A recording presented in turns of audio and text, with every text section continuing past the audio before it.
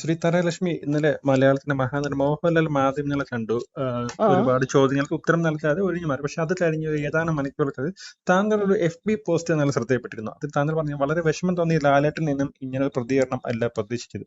അങ്ങനെ പോസ്റ്റ് ഇടാനുള്ള കാരണം എന്താണ്?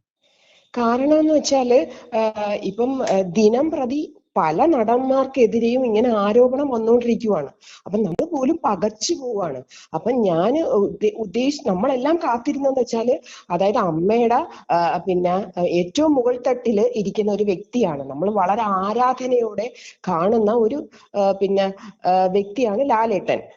ഓക്കെ, അദ്ദേഹം എന്ത് പറയുന്നു എന്ന് നമ്മൾ ആകാംക്ഷയോടെ വെയിറ്റ് ചെയ്തിരുന്നപ്പോഴത്തേക്കും അദ്ദേഹം വന്നിട്ട് പിന്നെ പല ക്വസ്റ്റ്യനും ഇങ്ങനെ സ്കിപ്പ് ചെയ്ത് എന്നോടൊന്നും ചോദിക്കണ്ട, എനിക്ക് അറിയത്തില്ല എന്ന് വീണ്ടും വീണ്ടും പറയുന്ന കേട്ടപ്പോൾ എനിക്ക് ഒരു വിഷമം, എന്റെ ഫീലിങ്സ് ആണ് ഞാൻ അവിടെ എഴുതിയിട്ടത്. പക്ഷെ ഒരിക്കലും അദ്ദേഹത്തെ ഞാൻ എതിർത്തായിട്ട് തോന്നരുത്, എതിർത്തല്ല ഞാൻ അത് എഴുതിയിട്ട്, എന്റെ ഒരു ഫീലിങ്സ് ആണ് എഴുതിയിട്ടത്.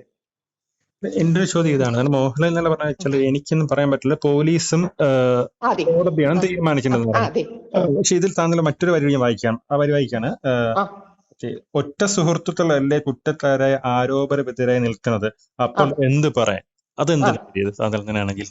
അതെന്ന് വെച്ചാല് അദ്ദേഹത്തിന്റെ കൂടെ ചേർന്ന് നിൽക്കുന്നവരെയാണ് ഇങ്ങനെ ഒരു ആരോപണം നടത്തി മുൾമുനയിൽ നിർത്തിയിരിക്കുന്നത്. അപ്പൊ അതിനെക്കുറിച്ച് അദ്ദേഹം എന്ത് അതാണ് ഞാൻ ഉദ്ദേശിച്ചത്. ഒന്നും പറയാൻ പറ്റൂലല്ലോ, വല്ലാത്തൊരു അവസ്ഥയിലായി പോയില്ലേ ലാലേട്ടൻ, വളരെ വിഷമിച്ച ഒരു മുഖത്തോടെ കണ്ടപ്പോൾ. മോഹൻലാൽ സുഹൃത്തുക്കളെ സംരക്ഷിക്കുന്നു എന്നൊരർത്ഥം ഒരിക്കലും ഞാൻ അങ്ങനെ പറയത്തില്ല. അങ്ങനെയല്ല ഞാൻ ഉദ്ദേശിച്ചത്. പറഞ്ഞോളൂ, കേൾക്കാം. ഓക്കെ, സംരക്ഷിക്കുന്നു എന്നൊരർത്ഥമല്ല ഞാൻ പറഞ്ഞത്. അദ്ദേഹം പറഞ്ഞൊരു വാലിഡ് പോയിന്റ് ഉണ്ട്. ഇവിടെ ഗവൺമെന്റ് അതോറിറ്റികളുണ്ട്, അതാണ് ലാസ്റ്റ് പറഞ്ഞത്. പോലീസുകാരുണ്ട്, അവരെന്ത് തീരുമാനിക്കുന്നു അത് നമുക്ക് നോക്കാം എന്ന കാര്യം തന്നെയാണ് പറഞ്ഞത്. ഇപ്പൊ ഈ സിനിമ ഫീൽഡിൽ ഇപ്പൊ ഒരുപാട് പേരുകൾ പുറത്തു വരണുണ്ട്. ഇതിൽ എത്ര സത്യസന്ധമായ പേരുകൾ, കാരണം ലെജൻഡറി ഡയറക്ടർ ഹരിഹരന്റെ പേരുകളിൽ പുറത്തു വന്നിരിക്കുകയാണ്. ഇത്തരത്തിലുള്ള സത്യസന്ധമായ പേരുകളാണ്. ഇത് കുറെ വാർത്തകൾ എന്താണ് ഫേക്ക് ആയിട്ടുള്ള ന്യൂസുകളല്ലേ പറഞ്ഞത്? ഇത് കൂടുതലും വരുന്നത് ഫേക്ക് ആയിട്ടാണ് ഫീൽ ചെയ്യുന്നത്. ഈ അവസാനം വന്ന എല്ലാം ഫേക്ക്. ഇപ്പൊ ജയസൂര്യക്ക് എതിരെ പോലും ഒക്കെ പറഞ്ഞതൊക്കെ ഫേക്ക് ആയിട്ടാണ് നമുക്ക് ഫീൽ ചെയ്യുന്നത്. കാരണം ആ ജയസൂര്യക്ക് വേണ്ടി പറഞ്ഞ ആ നടി ആദ്യം ജയസൂര്യ പേര് പറയുന്നില്ല, പിന്നെ ജയസൂര്യ പേര് പറയുന്നില്ല, നിലപാടില്ലാത്ത രീതിയിൽ സംസാരിച്ചു പോകുന്നു. നമ്മളിപ്പോ ഒരു വ്യക്തി പറയുന്ന അതിൽ ഉറച്ചു നിൽക്കണ്ടേ, അതല്ലേ നമ്മുടെ ഒരു വ്യക്തിത്വം. ഇതിൽ പല ആൾക്കാരെയും പേരുകൾ പറയുമ്പോഴും അവരെ കുടുംബജീവൻ തകർക്കുന്ന രീതിക്കാണ് പോണത്. അതെ അതെ. ഇപ്പൊ ഈ താങ്കൾ നേരത്തെ പറയുന്നത് സീരിയൽ രംഗത്തും ഇതേപോലെ ഒരുപാട് പ്രശ്നം ഉണ്ടായിരുന്നു. താങ്കൾ നമ്മുടെ മാധ്യമത്തിൽ പറഞ്ഞിട്ടുണ്ടായിരുന്നു.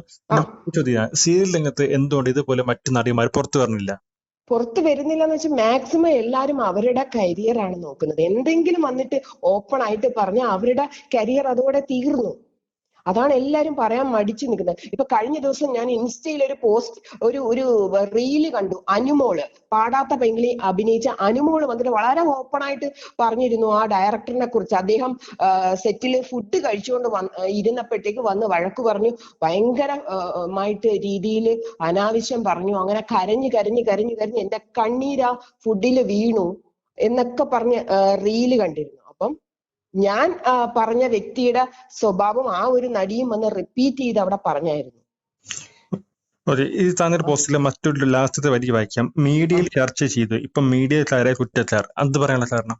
അത് ഞാൻ പലരും മീഡിയ വളച്ചൊടിച്ച് പല കാര്യങ്ങളും മീഡിയ ആണ് ഇങ്ങനെ പബ്ലിസിറ്റി ആക്കുന്നത്. പലരും വന്നിട്ട് ഫേക്ക് ആയിട്ട് ന്യൂസ് പറഞ്ഞാലും അവരെ ഭയങ്കരമായിട്ട് മീഡിയ പ്രൊമോട്ട് ചെയ്യുന്നു എന്നൊക്കെ മൊത്തത്തിൽ ആളുകൾ പറയും. മാധ്യമങ്ങൾക്ക് ഒരിക്കലും അത് അറിയാൻ പറ്റില്ലല്ലോ, പറ്റില്ല.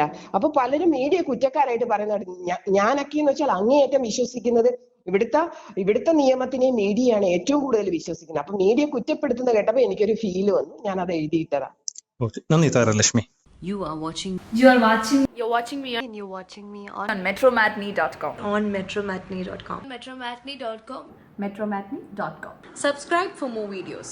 Subscribe for more videos. Subscribe here for more videos. Subscribe now. Thank you.